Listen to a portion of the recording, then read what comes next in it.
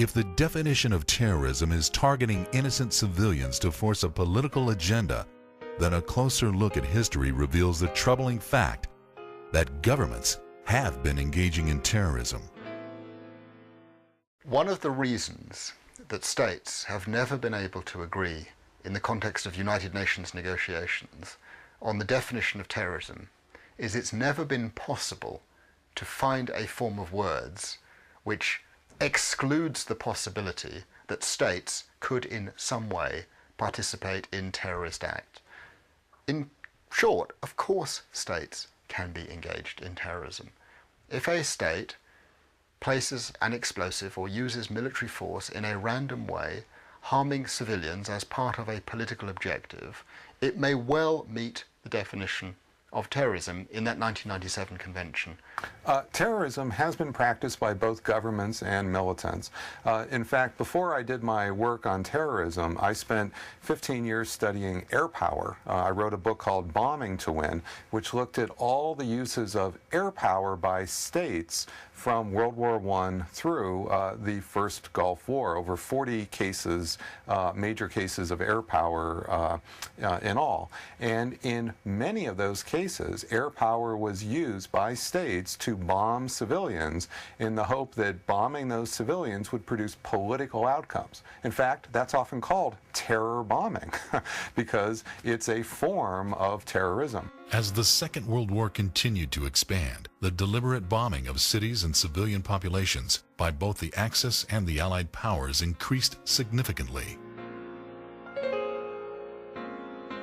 This was known as strategic bombing and was used as a psychological weapon to break the enemy's will to fight, to decrease its industrial production, and to push the civilian populations to revolt against their regimes. The strategic aerial bombardment in the European theater claimed the lives of over 60,000 British civilians and over 300,000 German civilians. Doubt about the effectiveness of bombing civilians in a conflict comes from the fact that despite the bombing of German cities, the country's industrial production increased throughout the war. When you bomb civilians, it tends to almost always congeal the support of the civilians against you. That is, the civilians come to hate you. They come to see you as evil incarnate. We may tell ourselves, or the British may tell themselves, they're the good ones here and Hitler's the evil one. But who's killing 300,000 German civilians here? You see what I mean? So the German civilians are very much hating the British, causing them to fight on and make much greater sacrifices than they otherwise would, and in fact to support Hitler in doing some of the nastiest things Hitler was doing at the time. So that what's happening here is that this is backfiring in just about every way imaginable. On Monday, the 6th of August, 1945, after 6 months of intense firebombing of 67 Japanese cities, an atomic bomb dubbed Little Boy was dropped on the city of Hiroshima, followed 3 days later by the detonation of a second bomb named the Fat Man over Nagasaki.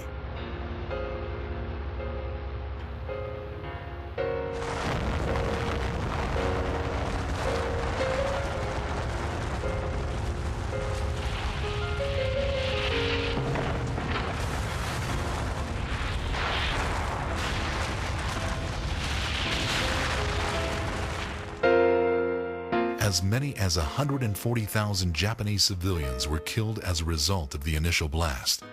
And within weeks, the death toll increased to 250,000 as a result of radiation sickness. Within 5 years, the death toll exceeded 500,000 as resulting cancer and other long-term effects took hold. These are, to date, the only attacks with nuclear weapons in the history of humanity. During World War II, the Nazi regime committed a horrific genocide, killing civilians of non-Aryan ethnicities throughout Europe. Millions of Jews, Polish, Ukrainians, Belarusians, Russians, Gypsies, and trade unionists were prosecuted and killed. In 1948, 50 years after Theodor Herzl established the first Zionist Congress, the State of Israel came to being imposed on the land of Palestine.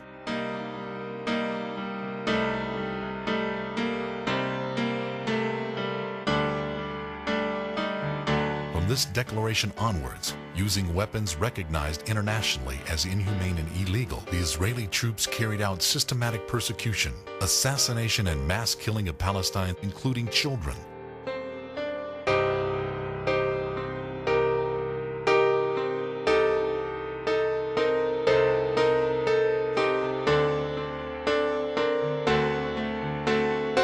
Tens of thousands of innocent Arabs were killed, and more than 5 million became homeless.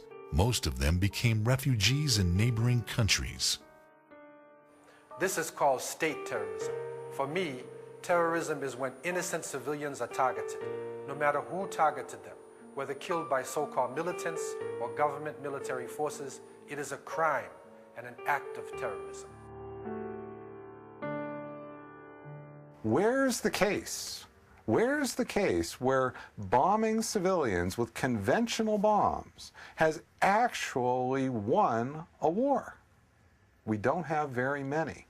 Maybe one, maybe two out of 40, 50 instances. That's not very much. And even those are probably apocryphal, probably not true. When we look at these cases, as I said, 40 cases from World War I to the 1991 Gulf War, many involving air power against civilians, we find no instances of that air power actually causing those civilians to abandon control of territory or to rise up and produce a popular revolt against their own government. In other words, it's not just that bombing civilians is immoral, it's ineffective. And that's a key message, because many people believe that in war we should kind of put morality aside and we should do what works. Well, if bombing civilians doesn't work, then what is the case for bombing civilians?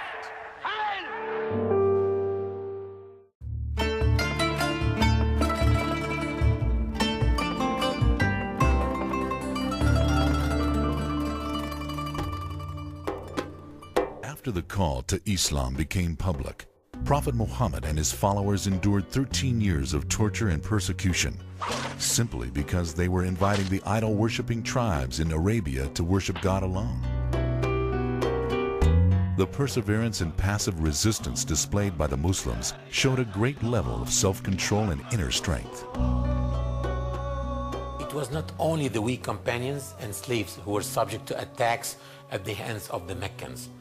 Also, companions of Prophet Muhammad from upper classes were not spared from one form of persecution or another, like Abu Bakr, who nearly died when he was beaten badly one day. It is worthy mentioning that the very first martyr in Islam was not a man at all, but a woman, Lady Sumayya, who was jabbed with a spear by Abu Jahl, one of the leaders of Quraysh, which proves that even women were not spared from persecution and killing. To really appreciate the suffering and sacrifice of the early Muslims, one would just really need to look at some of the historical narrations about what happened in Mecca during those days. We talk about an embargo. We're not only talking about an economic embargo, we're talking about an embargo that affected family relations, social relations, friends, relatives, affected the economic situation of the Muslims, affected their religious freedoms and political freedoms. It was an embargo that encompassed the entire community.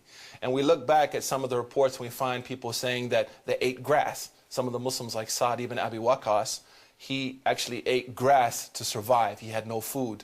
We read the reports about children who were crying and screaming who had no food. And Muslims would go to their brothers' markets, fellow non-Muslims, and be refused to be sold food, even though the food was right there in front of them. So this was not only an economic embargo, but also a spiritual embargo, a social embargo, and most importantly, a mental embargo, which was designed to shake the Muslim community from their faith. To avoid getting captured by the Meccans, most Muslims had to immigrate secretly under the cover of the night, leaving behind all what they had of properties and memories. In Medina, 14 years after the beginning of the Prophet's mission, a revelation came from God permitting the Muslims to fight back. Permission was not given to them for more than 14 years despite all of the killing of victims and the suffering they endured, because their hearts were not yet ready to perform jihad. The Quran gave permission to the Muslims to engage in combat with their persecutors for the first time. The Quran says, permission to fight back is given to those who are being fought because they have been wronged, and indeed, God is all able to give them victory. This verse is clear in defining combative jihad. This combative jihad is in response to aggression and oppression and seeks to establish justice, which is a supreme goal, not only in Islamic teachings, but in every civilization. Establishing justice is a supreme goal. If you lose your homeland, well, Islam is encouraging Muslims to fight back and regain their freedom. A lot of discussions and a lot of differences over why Muslims fight, what justifies a Muslim to carry arms against others. As a convert to Islam, definitely that was a question that I had. And in recent years, due to the events that we've seen all over the world and the tragedies and killing of the innocents, I really had to do some soul searching. I was blessed to come and study in Al-Azhar University here in Egypt. In my 4th year of studies here, we actually studied an entire course on jihad. And in that book, it clearly states that the reason why Muslims fight is not because they're fighting people who don't believe in Islam, but that Muslims can fight even Muslims if there is a situation where injustice is being perpetrated against them. So the main reason for fighting in Islam, according to that text, which was written by a number of scholars, as well as the majority of classical Muslim jurists, is to repel injustice. Muslim scholars throughout history explain the rulings of combative jihad, depending on the 2 primary sources of Islamic legislation, the Quran and the Sunnah. The teachings of Prophet Muhammad mainly focused on 2 things. When it is allowed to go for combat, and if you go for combat, the do's and don'ts in combat. According to the Quran, especially in chapter 22, in verses 39 to 40, one ground for jihad is to protect places of worship, such as monasteries, synagogues, churches, and mosques. The Quran says, for had God not decreed to repel some people by means of others, demolition would certainly have come to many monasteries, churches, synagogues, and mosques, in which the name of God is much mentioned in praise. Another reason for jihad is failure to establish justice through peaceful means. Combative jihad is allowed only if the establishment or restoration of justice through peaceful means has failed. The Quran says, yet if they incline to peace, then you should also incline to it. This is one of the main rulings in Islam, that Muslims cannot perform combative jihad if their enemy wants peace. And of course, peace doesn't mean just ceasefire. Peace means ceasefire, we are returning back your rights. So that was crystal clear in the Quran and in the Sunnah of Prophet Muhammad, peace be upon him, that Muslims should try to establish justice through all possible peaceful means. And if this happens, then Allah is opening no way for them to fight. The Quran says, therefore, if they withdraw from you and fight not against you and offer you peace, then Allah accords you no lawful way to fight against them. Peace always comes as the first option in Islam. One of the chapters of the Quran is called Al-Fath in Arabic, which means the manifest victory. And it starts like that. Surely we have granted you a manifest victory. And guess what? This victory was not in any battle.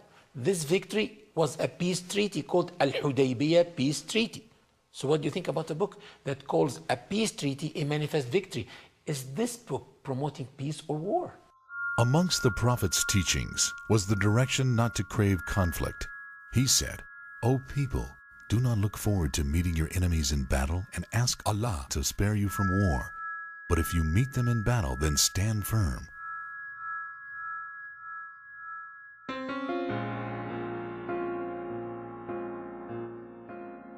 The right of a people to resist occupation by a foreign army is proving to be a powerful catalyst for many contrasting arguments in today's world.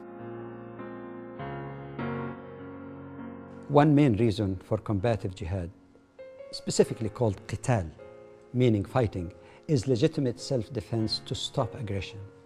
Another reason for jihad is to resist occupation. One of the worst crimes that can occur to an oppressed people is the stealing and the taking of their land and property.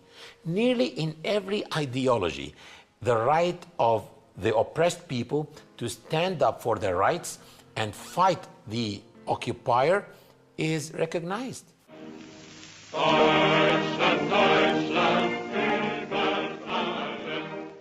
Islam encourages Muslims to resist occupation, which is in fact considered to be a form of enslavement. This is clearly unacceptable and humiliating for the occupied people.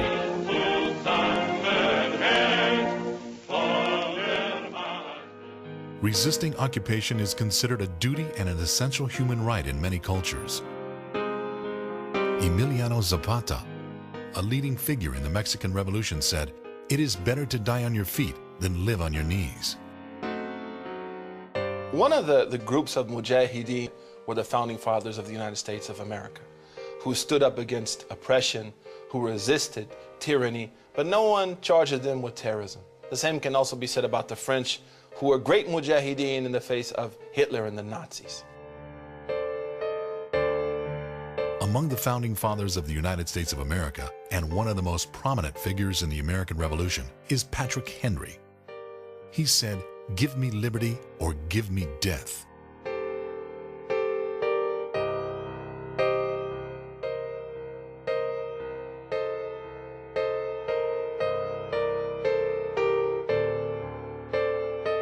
No one can blame the founding fathers of the United States of America in fighting and resisting for the sake of freedom.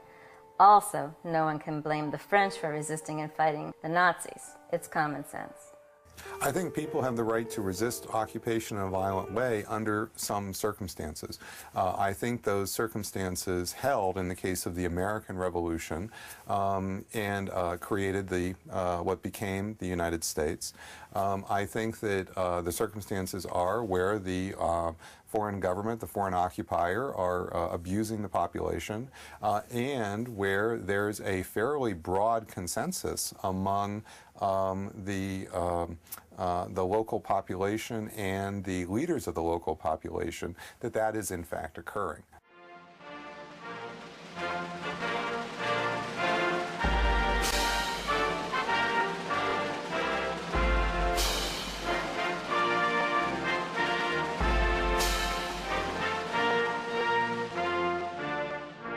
The United States was founded on a revolution. It was a right of the people to overthrow an abusive government. This was something that was enshrined in our Declaration of Independence. This is what the Declaration is all about.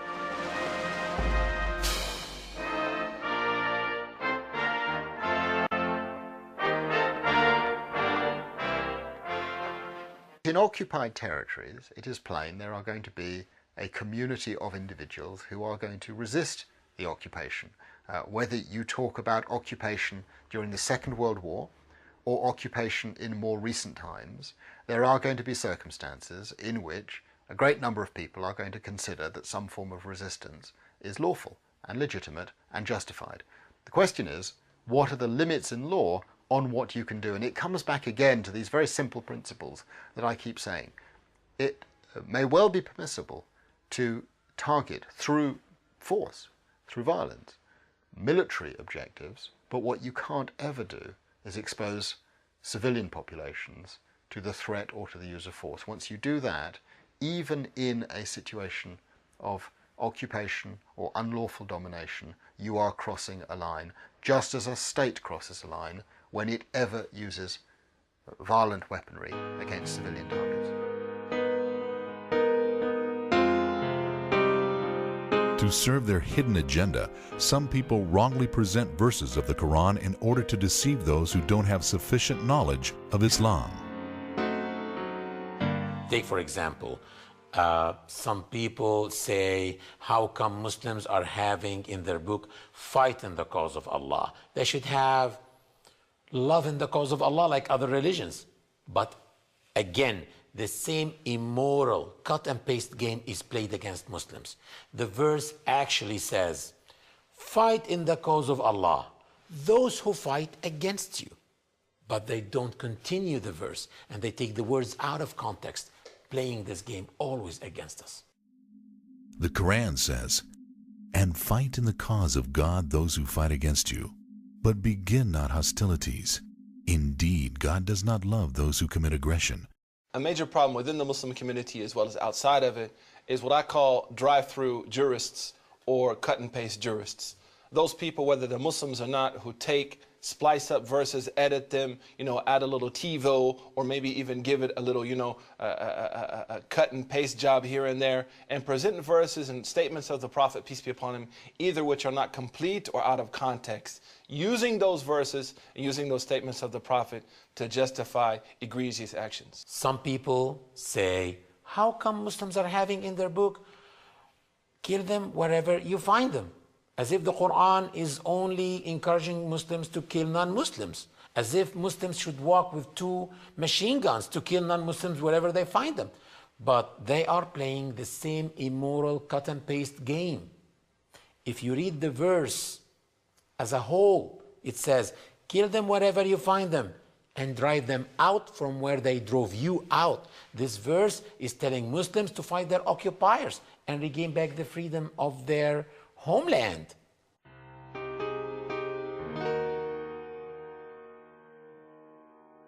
One of the clearest proofs that combative jihad is only to establish justice is that it is allowed for Muslims to launch jihad against Muslims too, if they are the transgressing party. And this is not my own opinion, this is the very words of the Quran. It's very clear in the Quran that if Muslims are oppressors, they can be fought against. So it doesn't matter who's Muslim and who's not, but what matters is who's an oppressor and who's oppressed. And if 2 groups of the believers fight amongst themselves, then reconcile between them both. But if one of them rebels against the other, then fight you all against the one that which rebels until it complies with the command of Allah. And if it complies, then make reconciliation between them justly. A powerful verse which illustrates the profound sense of justice in Islam. And it clearly expresses that Muslims are not ordered to fight people of other faiths simply because they share a different faith than Muslims. But it illustrates that Muslims are ordered to fight against oppression wherever it comes from and evil. What's interesting historically, when you look at the early Muslim conquests, as people like to call them, I mean, even in prayer, when we start our prayer, that's called a conquest. So Muslims are not looking at the conquest in the sense of only a military victory. But when they entered those countries, people greeted them and welcomed them. They did not rise up against them. In fact, some of them even sent letters to the Muslim leader saying, come invade the country, we'll help you and help us to relieve this yoke of oppression from our necks. So it's very rare to find that there was a wide resistance against the occupying armies of the Muslims.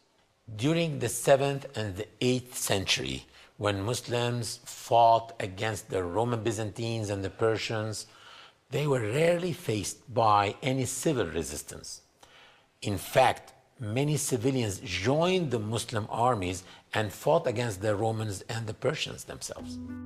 John, the Bishop of Nikiyu, an Egyptian Coptic historian, was an eyewitness to the Muslim army's conquest of Egypt. He wrote in his chronicles that the Egyptian Aryans joined the Muslims in besieging the Roman soldiers in the Babylon fortress.